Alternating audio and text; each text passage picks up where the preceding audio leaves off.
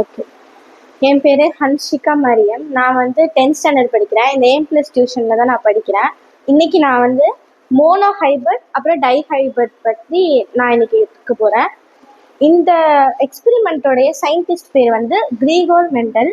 இவர் தான் வந்து இந்த ஜெனட்டிக் சம்மந்தமாக கண்டுபிடிச்ச ஒரு சயின்டிஸ்டில் ஃபஸ்ட்டு சயின்டிஸ்டாக இவர் தான் இருக்கார்.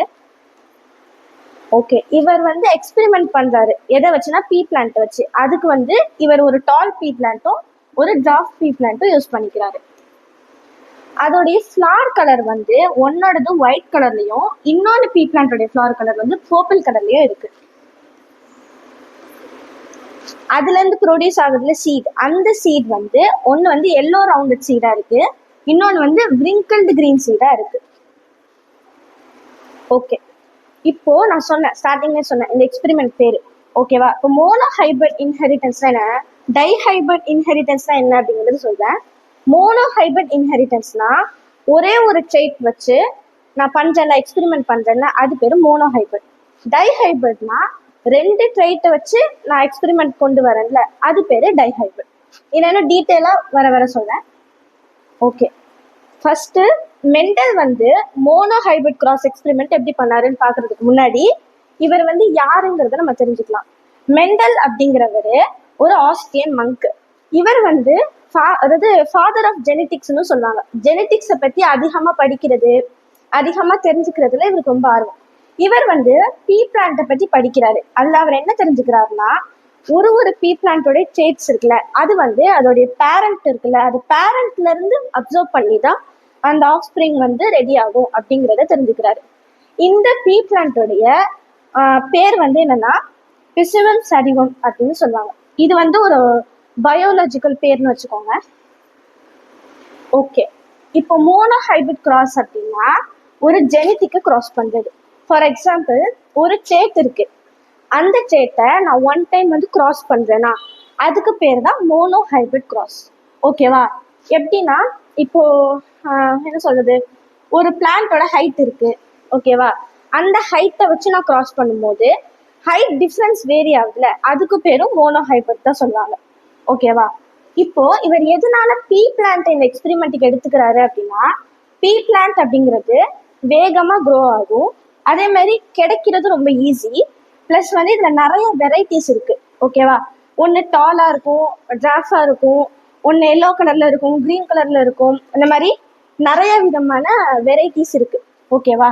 அதே மாதிரி நம்ம வந்து இதோடைய பாலினேஷனை கண்ட்ரோல் பண்ண முடியும். இப்போ நம்ம செல்ஃப் பாலினேட் பண்றதுனாலும் இதுல பண்ணிக்கலாம், இல்ல கிராஸ் பாலினேட் பண்றதுனாலும் இதுல பண்ணிக்கலாம். அது நம்மளுடைய விஷயம் தான். ஓகே, இப்போ நான் ஸ்டெப் பை ஸ்டெப்பா சொல்றேன். ஃபர்ஸ்ட் இந்த பீ பிளான்ட் வந்துட்டு அதோடைய பேரண்டல்ல இருந்து தான் நம்ம வந்து என்ன கொண்டு வர முடியும், ஜென்ரேஷன் கொண்டு வர முடியும். அந்த பேரண்டல்ல நம்ம என்ன எடுத்துக்கிறாரு மெண்டல் அப்படின்னா, பியூர் பிரீடிங் எடுத்துக்கிறாரு. ஓகேவா? அதுல ஒண்ணு வந்து டால்ங்கிறத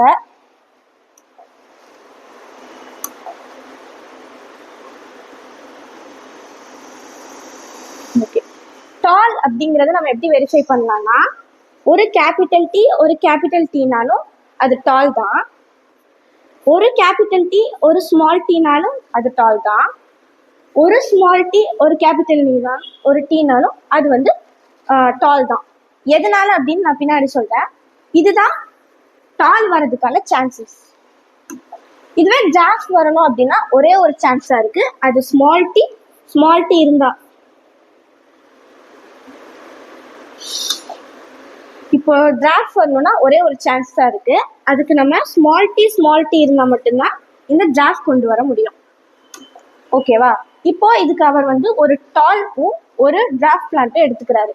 டால் அப்படின்னா டாமினன்ட்னா என்னன்னா, ஃபர்ஸ்ட் ஜென்ரேஷன்ல எப்பவுமே எத்தனை தடவை பண்ணாலுமே ஃபர்ஸ்ட் ஜென்ரேஷன்ல டால் தான், டாமினன்ட் தான் ப்ரொடியூஸ் ஆகும். ஓகேவா? டிராஃப்ட் அப்படிங்கிறது ரிசசிவ் அப்படிங்கிறது செகண்ட் ஜென்ரேஷன்ல ப்ரொடியூஸ் ஆகும். அதாவது செகண்ட் ஜென்ரேஷன்ல ப்ரொடியூஸ் ஆகும், ஆனா அதோடைய அந்த விசிபிலிட்டி நமக்கு இருக்காது. அது வந்து இந்த டாமினன்ட்க்கு பின்னாடி ஹிடன் ஆயிருக்கு. ஓகேவா? அதுவும் நான் எப்படின்னு சொல்றேன். இப்போ ஃபர்ஸ்ட் ஜென்ரேஷன் இவன் என்ன பண்றாரு அப்படின்னா, இதை வச்சு கிராஸ் பாலினேட் பண்றாரு. அப்போ எல்லா ஆஃப்ஸ்பிரிங்குமே டால் பிளான்ஸா தான் வளருது. ஓகேவா?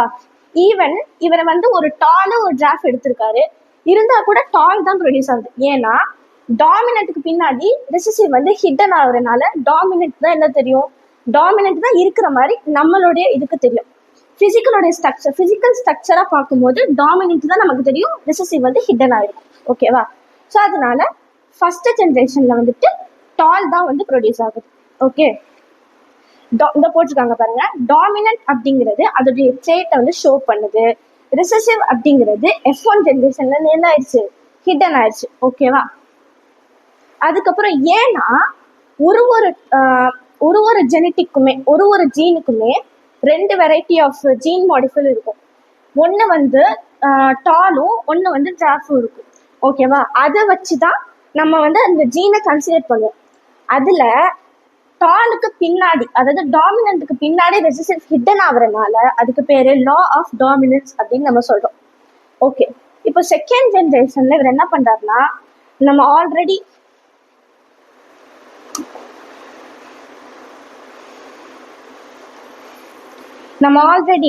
ஒரு டாலையும் ஒரு ஷார்ட்டையும் வச்சு என்ன பண்ணோம், கிராஸ் பாலினேட் பண்ணோம்.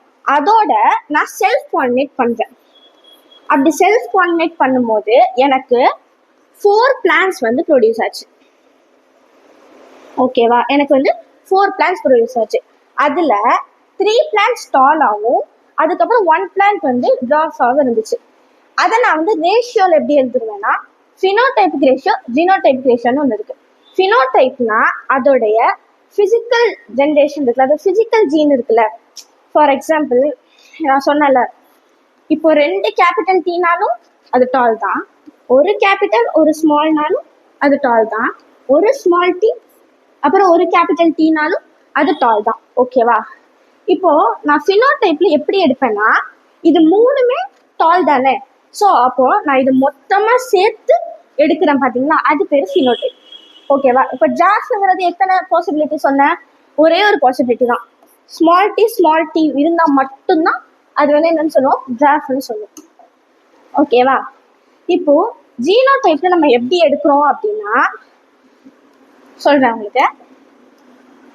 ஜீனோடைப்ல நம்ம எப்படி எடுப்போம்னா, ஃபர்ஸ்ட் இதை எப்படி கொண்டு வரதுங்கிறது மறுபடியும் ஒரு தடவை எக்ஸ்பிளைன் பண்றேன். ஓகேவா?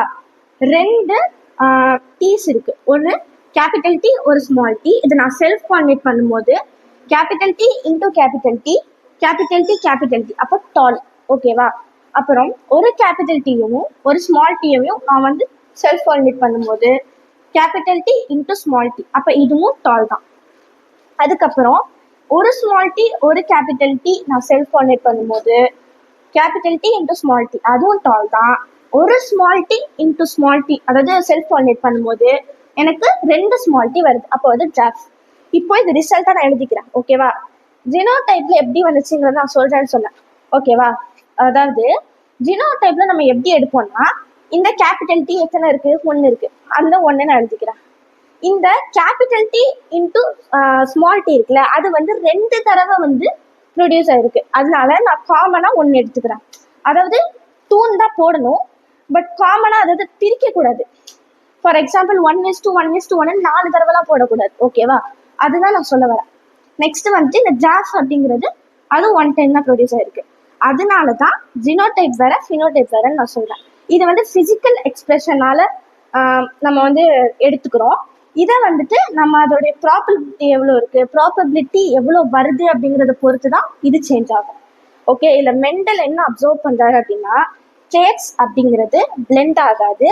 இது வந்து அதுக்கு ஏற்ற மாதிரி உள்ள ஜெனட்டிக்ல தான் வந்து அப்பியர் ஆகும். அதே மாதிரி ரிசசிவ் ட்ரேட்ஸ் அப்படிங்கிறது ஃபர்ஸ்ட் ஜென்ரேஷன்ல வந்துட்டு டிஸ்அப்பியர் ஆயிருந்தாலும் செகண்ட் ஜென்ரேஷன்ல என்ன ஆயிடுச்சு, ரீஅப்பியர் ஆயிடுச்சு. அதே மாதிரி ஒவ்வொரு பிளான்ட்டுமே 2 ஜெனட்டிக்கை தான் கேரி பண்ணுது. அது ஒரு ஜெனட்டிக்குமே தன்னுடைய பேரண்டர்னு, மேல் பேரண்டர்னு ஒன்றும் ஃபீமேல் பேரண்டர்னு ஒன்று தான் அது வந்து அப்சர்வ் பண்ணி அதோடைய ஜீன் மொத்தமாக வந்து ப்ரொடியூஸ் ஆகுது அப்படிங்கிறத மெண்டல் வந்து சொல்றாரு. Okay, thank you. அஸ்ஸலாமு அலைக்கும் வரஹ்மத்துல்லாஹி வபரகாத்துஹு.